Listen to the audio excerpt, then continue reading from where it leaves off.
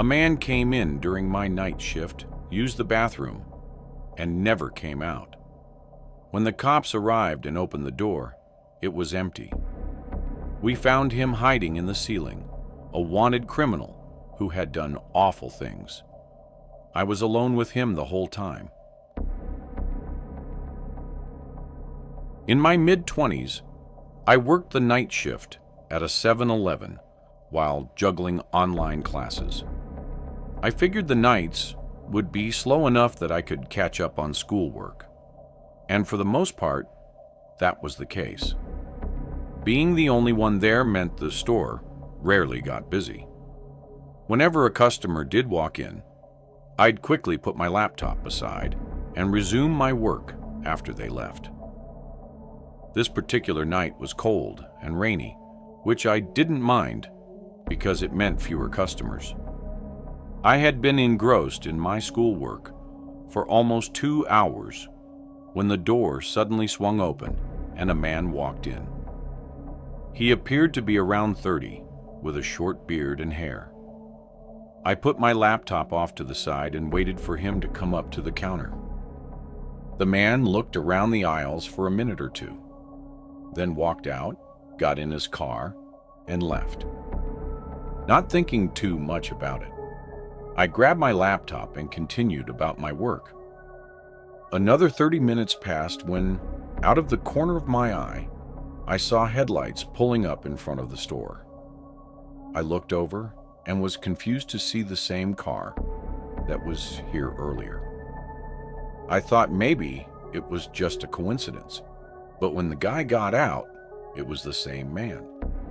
This time, he walked into the store and came right up to the counter before I could even move my laptop. "Restroom?" he asked. "Oh yeah, it's right over there." I wasn't expecting that question at all. He walked over to the restroom and went in. It was one of those single-person ones, not like a whole room. I couldn't help but think it was a bit odd to come back 30 minutes later to just use the bathroom. Like there had to be somewhere closer to wherever he was, unless he stayed in the area for the whole 30 minutes.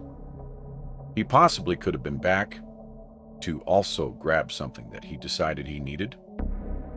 I don't know. I waited a couple minutes, and then a couple more, and then it started to get a little unusual. Honestly, though, I did not want to be that guy who checks up on him, or knocks on the door, or whatever.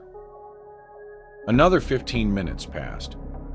So he'd been in there for almost 25 minutes at this point when a police officer pulled into the parking lot.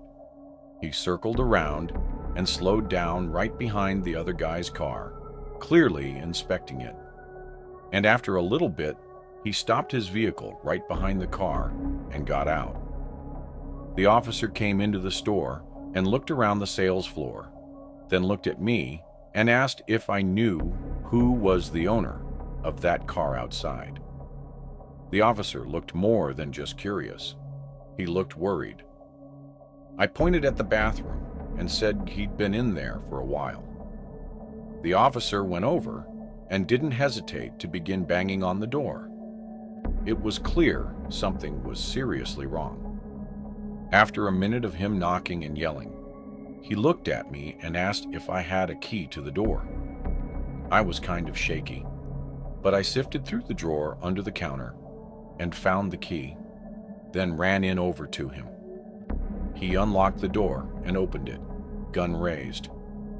The room was empty. I couldn't believe it. After getting interrogated for a minute, I assured the cop that he had gone in there and never came out. The officer did a more thorough search and happened to notice the ceiling was accessible. It was one of those ceilings that's made up of panels where you could just push them out. I guess the man had gotten on top of the sink and was able to haul himself up.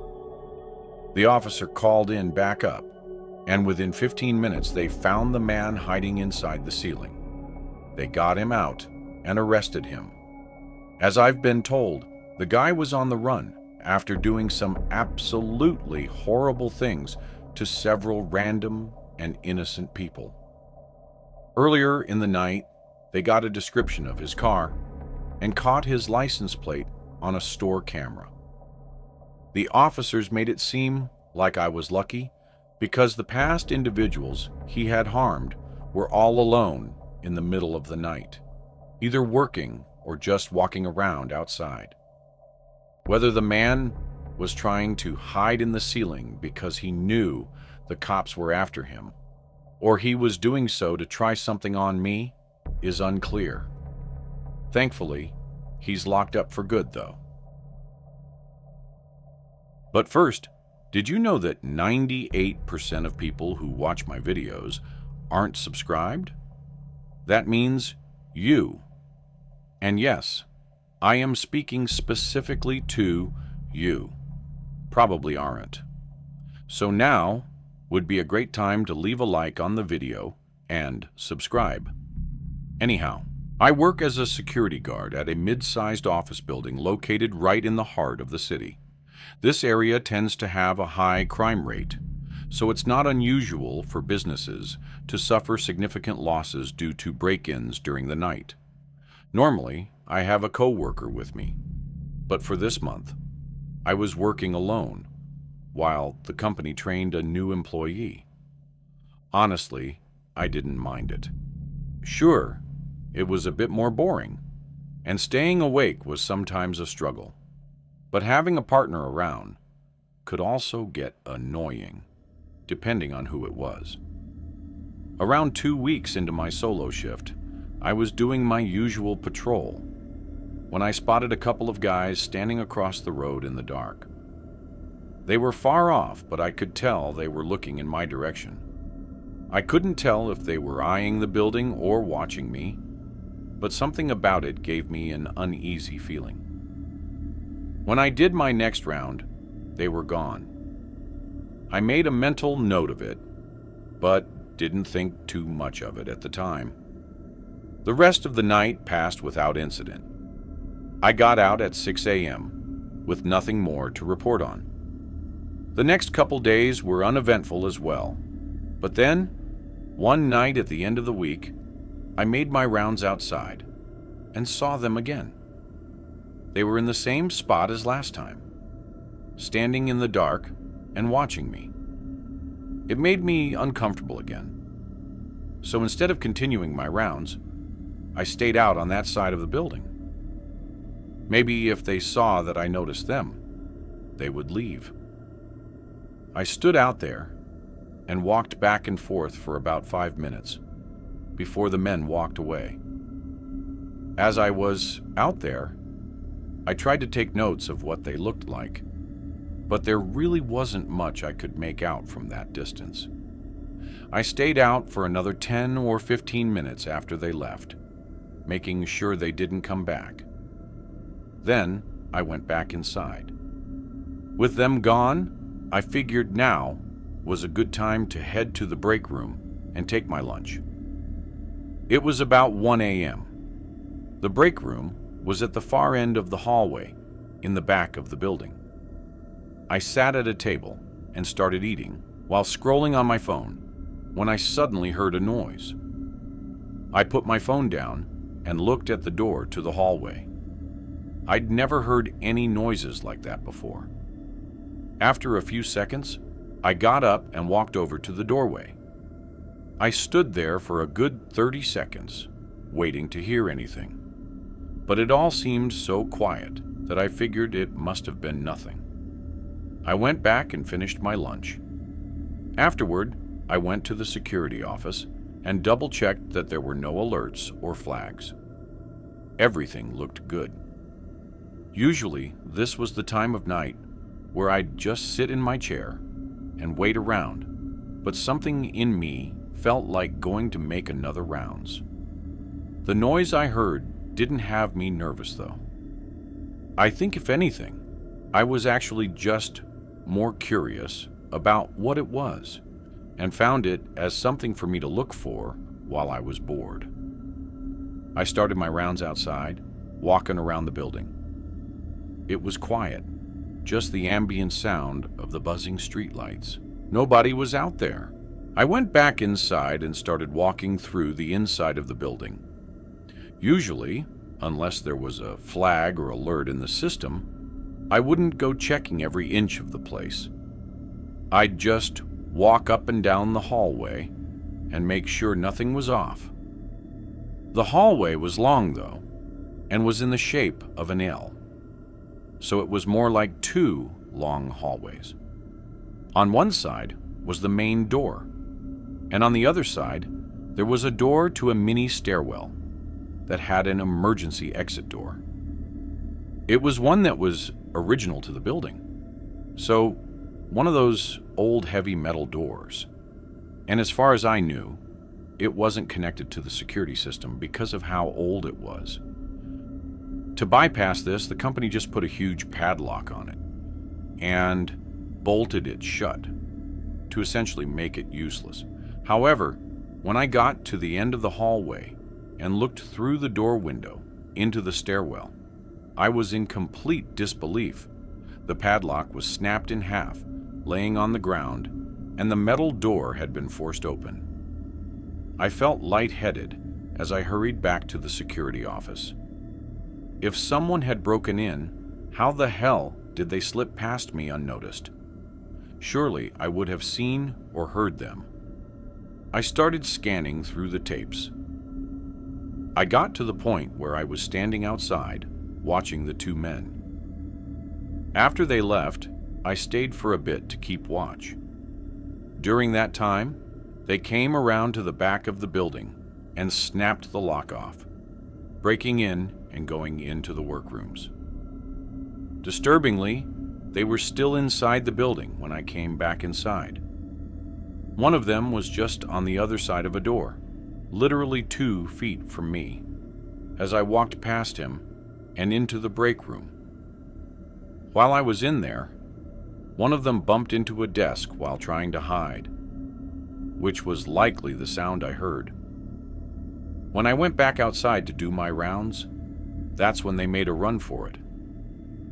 On the tapes, it was pretty clear that they both had weapons, either large knives on their belts or possibly even small firearms, which makes me think they were prepared to take me down if it came to that.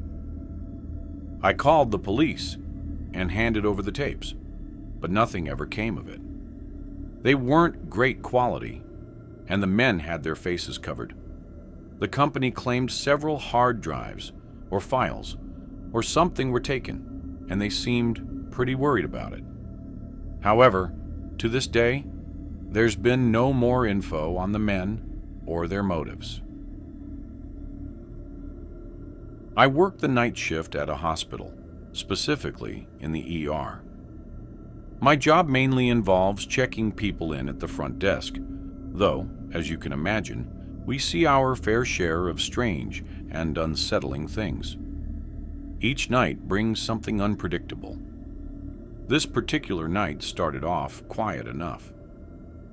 A few patients came and went, but nothing out of the ordinary happened. I spent most of the shift sitting at my desk, chatting with my coworker, Amy, about whatever came to mind.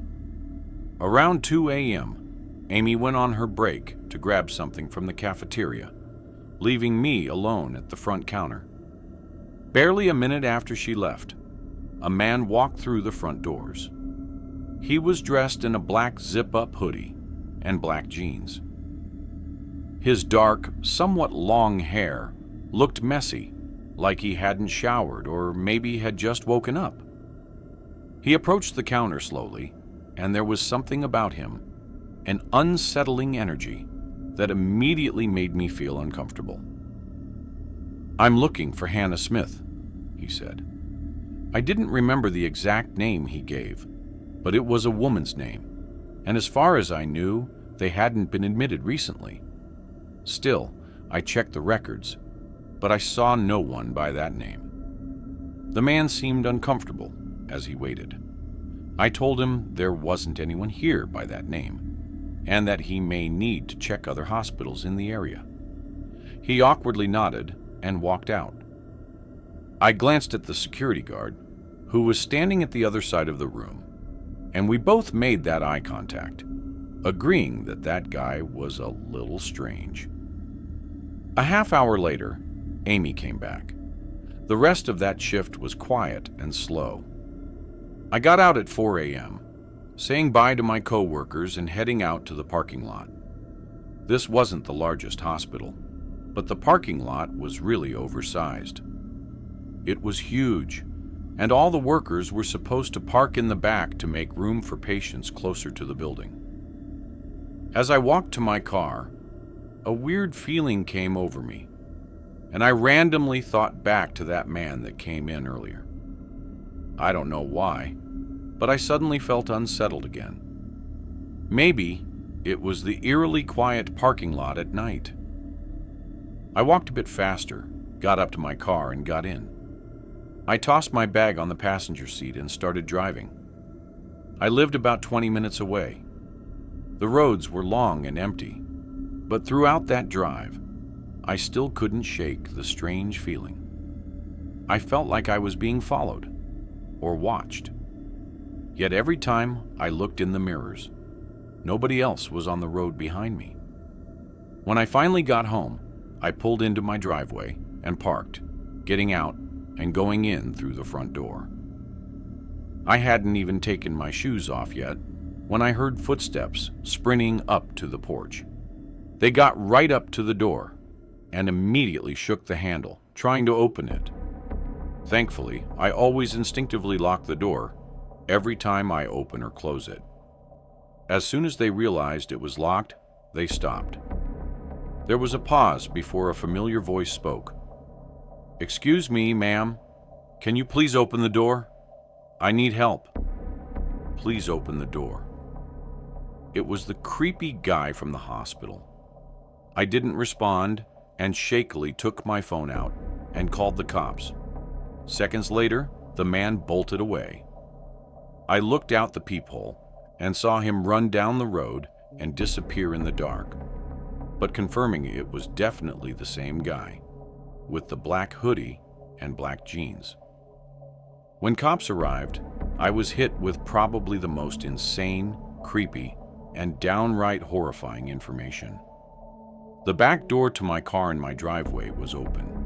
He had been in the back seat the entire drive home, which explains how he got up to my front door so fast. Even more disturbing is that he was probably hoping I'd park in my garage, which would essentially give him access to my entire house that night. Parking in the driveway probably caught him off guard and likely saved my life that night.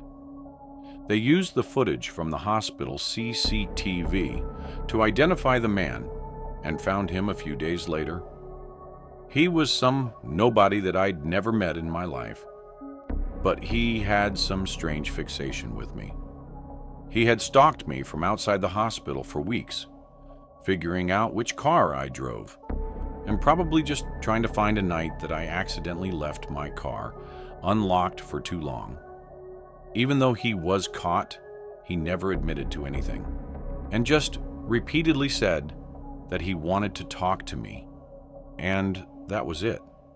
This was a while ago, but I haven't heard or seen anything about him since. This all happened about a week ago. I'm 20 years old, and during the summer, I live with my parents. They went out of town for a friend's wedding, but I wasn't invited. Honestly, I didn't mind at all. I didn't know their friends very well, and it was actually kind of nice having the house to myself. We live in a split-level house, and my bedroom is at the front of the house. But that Friday night, I stayed up late watching a movie in the living room. I prefer the TV out there. It's way bigger than mine, and the couch is incredibly comfy. So I ended up deciding to just sleep there for the night. The next morning, I woke up, and the house was still pitch black. There's a sliding glass door in the living room that leads to the deck in the back, and while the blinds were mostly drawn, there was about a 5-foot gap where I could see outside. It was raining. I glanced at the clock and saw it was almost 9:30 a.m. I was just sitting there on the couch and turned on the TV when all of a sudden I heard 2 knocks at the front door. They weren't really hard knocks, sort of light, and immediately my heart started pounding. I know it's not a big deal just to get knocks on the door, but we lived towards the end of a dead-end road, and our neighborhood was very quiet. It wasn't very big, and it was extremely rare for anybody to knock on our doors. For any reason, maybe it's also because I'm a shy person, but it made me really nervous for some reason. From where I was sitting on the couch, I was just barely around the corner and I couldn't see the front door. And whoever was at the front door probably couldn't see me. At least I was hoping they couldn't see me. I was wondering who it could possibly be, especially in the middle of pouring rain. Then I remembered something. I had ordered an Amazon package and was expecting it today. Suddenly, I felt so much better and started to relax. I opened up my Amazon app on my phone and clicked on my orders, expecting to see that it was delivered. But when I looked, it said it wouldn't arrive until 5 p.m. that day. Suddenly, I went back to being super nervous. I decided to carefully look out and see if anyone was at the door. It had now been maybe a minute or two since they had originally knocked, and they hadn't knocked again since. I slowly moved to look out the window, and when I did, I saw that nobody was there now. This made me feel a little better now that they were gone, but right at that moment, I heard the noise of somebody walking up the stairs of our back deck. I couldn't see because of the blinds covering most of the sliding glass door, but I then heard footsteps on the deck. I started shaking, and the next thing I knew, I saw a man appear in the opening of the sliding glass door where you could see outside. He was staring right at me, but had no expression on his face. He was bald and wore a black jacket and black pants. The guy then tried sliding the door open. Thankfully, it was locked, but I knew if he really wanted to, he could probably break the glass between us. I ran away into the bathroom that was just down the hall. I had no idea who this guy was or what he was doing here. I had been right to be so nervous about this for seemingly no reason. As I closed the bathroom door and locked it, that's when I heard the first loud bang against the window, as if he was going to try to break it. I knew I needed to call the police, but then I realized that I didn't have my phone. I had left it back out in the living room. I heard another loud bang from the window, but I didn't hear glass breaking. I knew it was a risk, but I opened the door back up and ran out to the living room couch. I looked around frantically and finally saw my phone. Then I made another mad dash for the bathroom. As I was, another bang came from the window. I looked back at the man as I ran. I saw he had been kicking at the glass and trying to break it. I got back into the bathroom and locked the door again. Then I called 911 on my phone. As soon as the operator answered, I told them everything. They told me to slow down and repeat what was going on. That's when I heard the sound of glass breaking. I repeated what was happening as best as I could, and just after that, I heard the sound of the man starting to walk inside the house. He was walking straight for the bathroom that I was in. When he got to the doorway, he tried the door, and it wouldn't open because it was locked. I backed away from it and went into the shower. The 911 operator said that they would stay on the line with me, which made me feel a little bit better because I was terrified. The man then started to bang on the bathroom door, and my phone suddenly went silent. I looked at it and saw that it had died. I hadn't plugged it in the previous night. I figured the man was kicking on the door, the same way he had been kicking on the sliding glass door, and I knew he would probably break this as well. I heard him walk away for a minute, and then go down the stairs that we had. He was gone for maybe a full minute, and then I heard him return. There was another loud bang against the bathroom door, but this one sounded much harder.